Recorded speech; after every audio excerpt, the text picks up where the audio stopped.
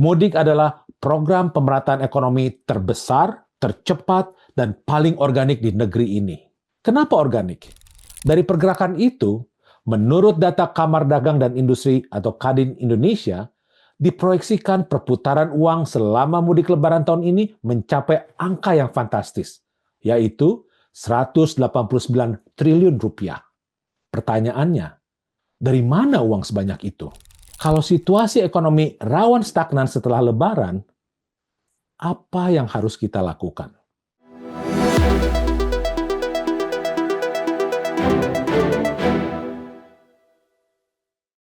Halo semua, selamat datang kembali di podcast Linomics. Saya Fahlino Suib, dan di sini kita ngobrol santai tapi serius soal ekonomi Indonesia dan peran kita di dalamnya.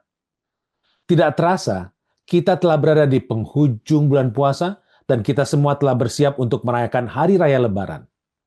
Bila kita bicara Lebaran, maka tidak akan lengkap apabila kita tidak membicarakan juga kegiatan mudik alias pulang kampung.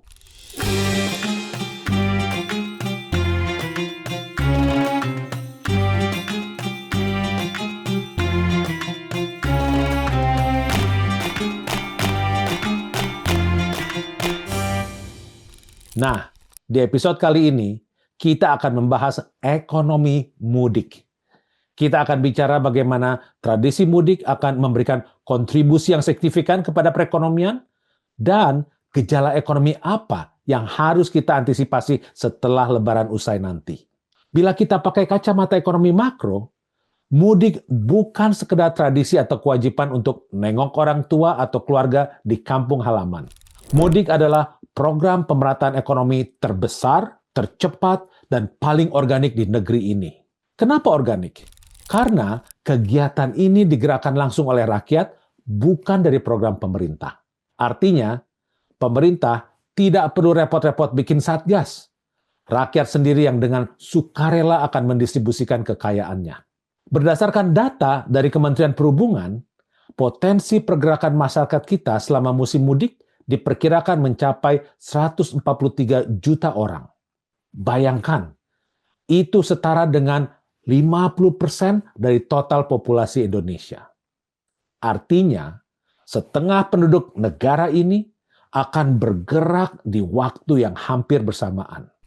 Dari pergerakan itu, menurut data Kamar Dagang dan Industri atau Kadin Indonesia, diproyeksikan perputaran uang selama mudik lebaran tahun ini mencapai angka yang fantastis, yaitu 189 triliun rupiah.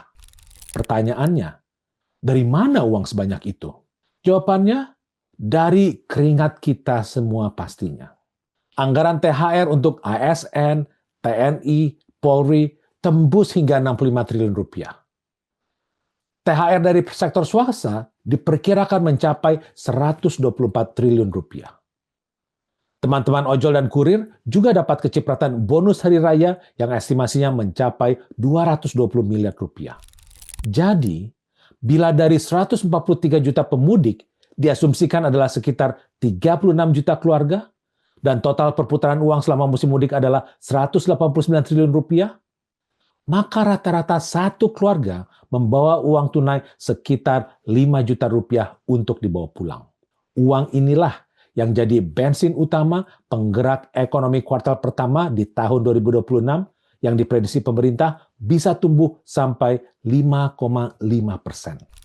Pertanyaannya, uang ratusan triliun itu mendaratnya di mana saja? Ini yang dalam ilmu ekonomi kita sebut sebagai multiplier effect atau efek pengganda.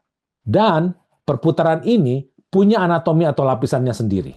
Lapis pertama, jelas, sektor transportasi dan logistik.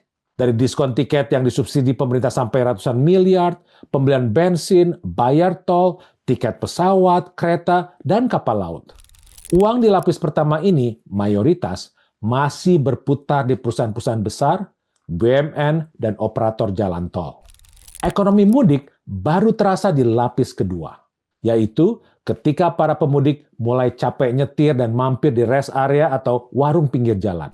Pelaku UMKM kuliner, bengkel tambal ban dadakan, sampai penjual oleh-oleh di jalur Pantura atau lintas Sumatera mendadak panen raya. Lalu, Puncaknya ada di lapis ketiga, yaitu saat pemudik sampai di kampung halaman. Ingat tradisi bagi-bagi salam tempel atau amplop lebaran? Ini adalah proses wealth transfer atau transfer kekayaan yang paling nyata. Misal, uang tunai Rp100.000 dari dompet manajer yang bekerja di Jalan Sudirman, Jakarta, pindah ke tangan keponakan di desa. Si keponakan lalu pakai uang itu untuk beli bakso di alun-alun. Tukang bakso pakai uangnya untuk borong daging di pasar tradisional. Pedagang daging pakai uangnya untuk beli baju buat istrinya di toko lokal. Jadi dapat dibayangkan, satu lembar uang Rp100.000 bisa menghidupi 5-6 rantai ekonomi di daerah dalam waktu 24 jam. Namun sayangnya, multiplier effect dari ekonomi mudik ini tidak berlangsung lama.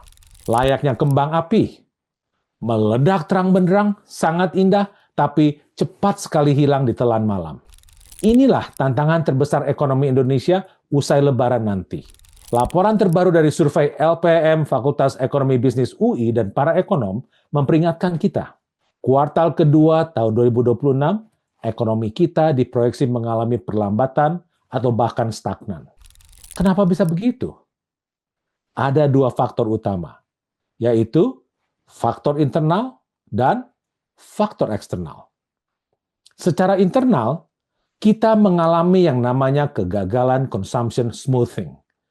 Artinya, dana masyarakat akan turun drastis setelah Lebaran karena telah dihabiskan sebelumnya. Di sini, triliunan rupiah dari kota besar yang berpindah tangan ke daerah mayoritas habis untuk hal konsumtif, seperti beli baju, makan-makan, dan jalan-jalan. Bukan habis untuk hal produktif. Begitu libur Lebaran selesai, maka daya beli masyarakat langsung turun. Tabungan habis, tagihan pay later dan kartu kredit mulai jatuh tempo. Akibatnya, permintaan barang di pasar tiba-tiba anjlok. Lalu, secara eksternal, kita sedang dihadapkan pada geopolitik dunia yang sedang panas-panasnya. Konflik di Timur Tengah, yaitu ketegangan antara Iran dan Israel serta Amerika Serikat yang makin meruncing berpotensi mengganggu jalur pasokan atau global supply chain. Dampaknya apa? Harga minyak mentah dunia bisa terus melonjak naik dan cadangan minyak mulai menipis. Kalau harga energi naik, biaya produksi pabrik dan logistik otomatis bengkak. Ujung-ujungnya, harga barang di Indonesia bakal naik di saat dompet rakyat lagi tipis-tipisnya setelah Lebaran. Maka, kombinasi antara faktor internal dan eksternal ini memicu terjadi risiko stagflasi, yaitu kondisi di mana ekonominya stagnan, namun berbarengan dengan inflasi yang tinggi.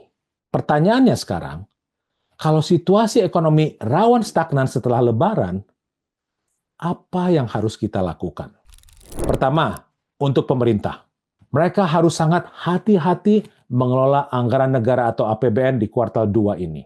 Prioritas utamanya adalah menjaga rantai pasok kebutuhan pokok agar inflasi pasca Lebaran tidak menjadi tidak terkendali. Pemerintah juga harus menahan diri agar tidak langsung membebankan kenaikan harga energi global ke masyarakat melalui kenaikan BBM dalam waktu dekat. Komunikasi kebijakan ekonomi yang jelas, eksekusi bantuan sosial yang tepat sasaran untuk masyarakat bawah, dan memastikan iklim investasi tetap ramah di tengah ketidakpastian global adalah sesuatu yang mutlak. Kedua, dan ini yang paling penting, untuk kita sendiri sebagai masyarakat. Saat masih suasana Lebaran atau baru selesai Lebaran, maka ini saatnya Sobat Linomics melakukan financial reset. Financial reset ini dapat dilakukan dengan hal-hal seperti misalnya, pertama, stop gaya hidup konsumtif. Kalau THR masih ada, jangan semua dipakai untuk belanja online misalnya. Masukkan ke dana darurat. Guncangan global di depan mata, pegang cash atau aset liquid itu menjadi penting. Yang kedua, lunasi utang pay later atau kartu kredit. Jangan biarkan bunga konsumtif menggulung keuangan kalian di bulan-bulan ke depan. Yang ketiga, mulai bergeser ke belanja produktif. Buat yang di daerah dan baru menerima suntikan uang dari keluarga yang mudik, Putar uang itu untuk modal usaha kecil, seperti beli bibit pertanian, atau hal-hal yang menghasilkan nilai tambah. Bukan cuma dihabiskan untuk nongkrong di kafe yang baru buka. Jadi Sobat Linomics, ekonomi mudik adalah momen di mana triliunan rupiah uang tunai dari kota-kota besar pulang kampung dan disuntikan langsung ke urat nadi ekonomi daerah. Hanya dalam hitungan hari. Itulah euforianya. Namun, merawat pertumbuhan ekonomi setelah Lebaran adalah ujian tersendiri bagi kita semua, baik pemerintah maupun masyarakatnya. Terima kasih Sobat Linomics. Kami mengucapkan Selamat Hari Raya Idul Fitri.